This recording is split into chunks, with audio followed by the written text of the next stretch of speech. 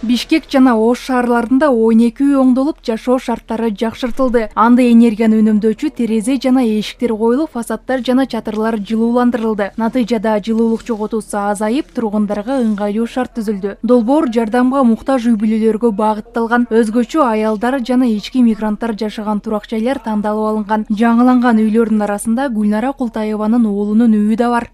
Мен разылчылыгында айтайын дегеним. Биздин үйүбүздү ушундай Жашнакаева оңдоп берди, сыртын шойып берди, чердакты оңдоп берди, бүттүгүн Жашнакай кылып берди балдар. Эч кандай кемгерчилик болгон жок, баары жакшы болду.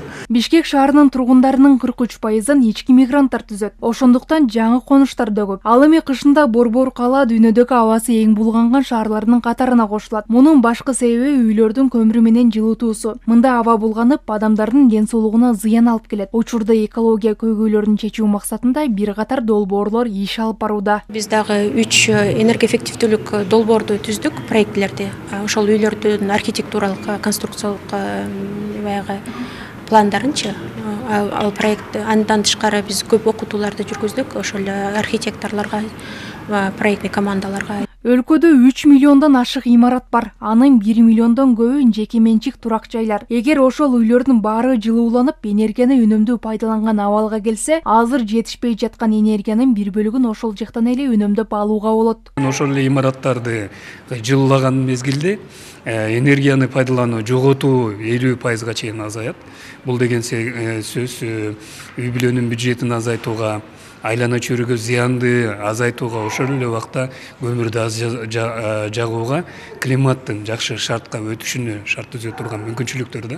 Абанын булгануусун кышта эле эмес, ага чейин да алдын алуу керек. Учурда жарандар үйлөрүнө газ киргизүүнү кааласа, мамлекет тарабынан 3% менен 150 000 сомго чейин насыя берилүүдө. Мэрияда Steam грант деген бар.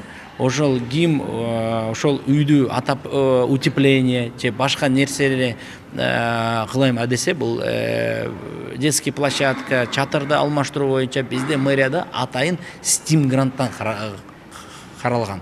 70% чейин мэрия бүгүнкү күнгө даяр ошол софинансирование. Эгер утепление десеңер, 70% чейин мэрия ошол Steam грантын алкагында төлөгөнгө даяр.